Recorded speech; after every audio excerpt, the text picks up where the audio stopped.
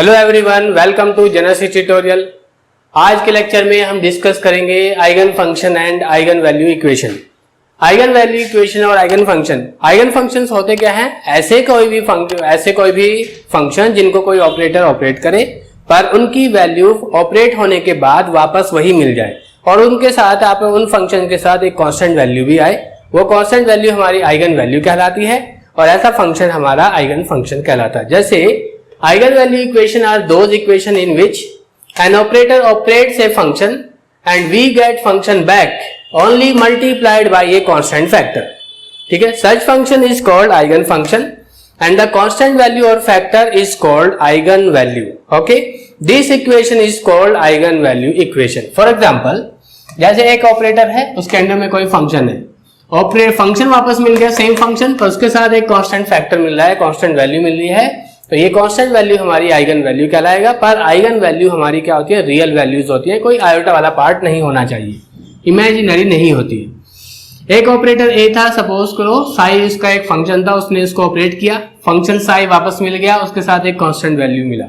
ये constant value हमारा eigen value कहलाता है, फंक्शन हमारा आइगन फंक्शन कहलाता है। फॉर एग्जाम्पल शो दैट, जैसे हमने कहा कि शो दैट e की power alpha x is the eigen function of the operator D by D x. D by D x operator का, डी बाई डी एक्स को हम क्या बोलते हैं? Differential operator of x.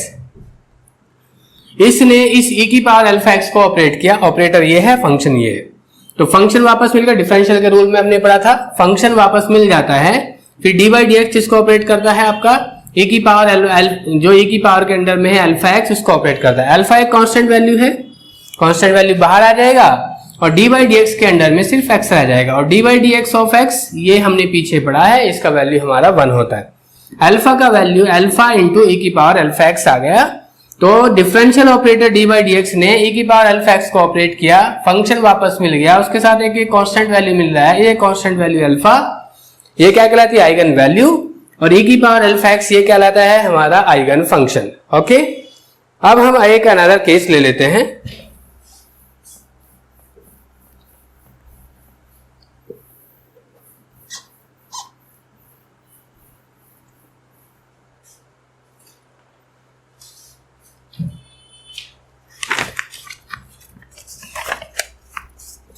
Show that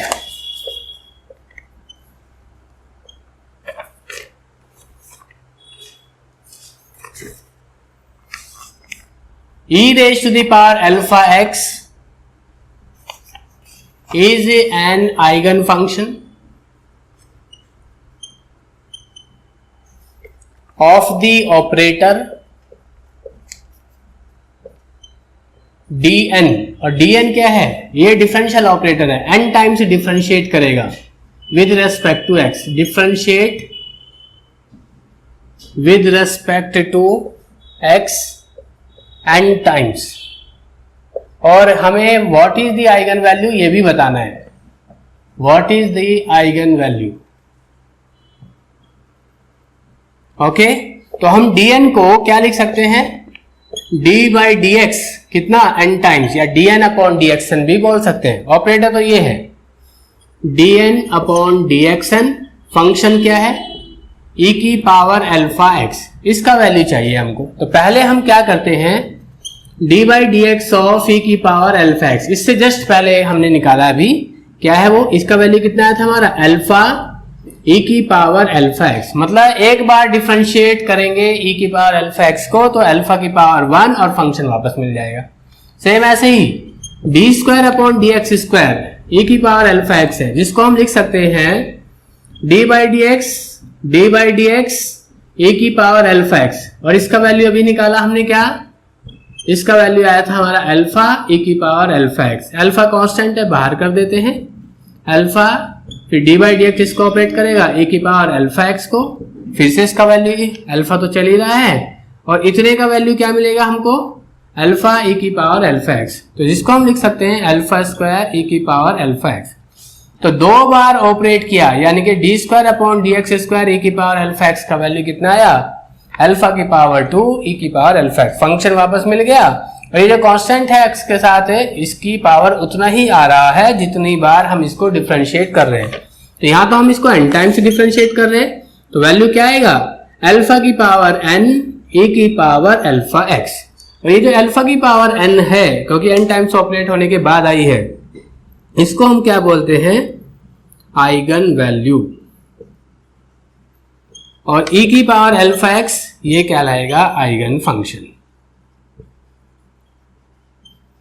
okay,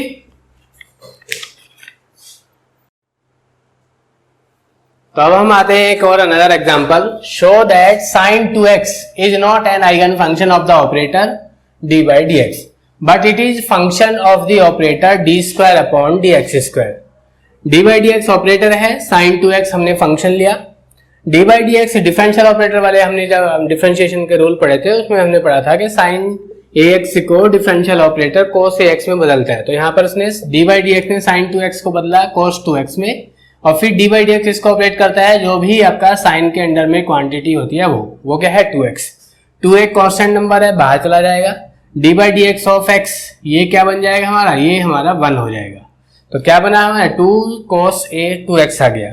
तो यहाँ पर देखिए ऑपरेटर ने फंक्शन को ऑपरेट किया, फंक्शन सेम नहीं मिला, तो इसलिए हम कह सकते हैं कि d by dx इस फंक्शंस के लिए क्या है आपका, इस फंक्शन को ऑपरेट तो कर रहा है, पर हम ये वाला जो sin 2x है d by dx ऑपरेटर के लिए आइगन फंक्शन नहीं है, क्योंकि सेम नहीं मिला है।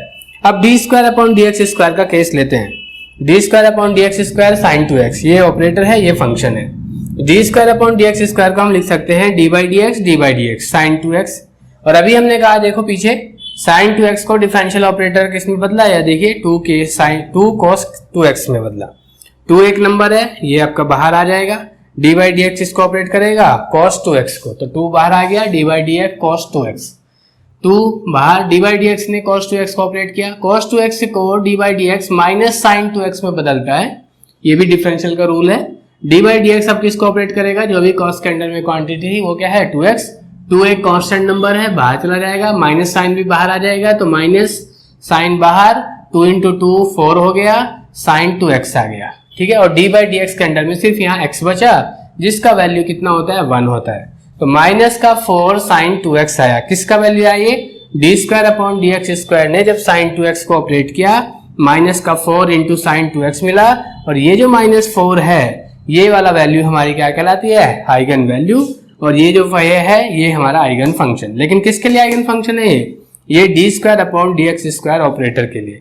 तो sin 2x क्या है हमारा, एक आइगन फंक्शन है, किसका, d square upon dx square का।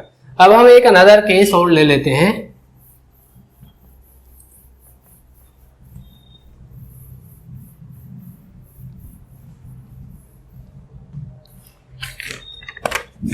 ये है हमारा another example, d by dx e raise to the power ax square.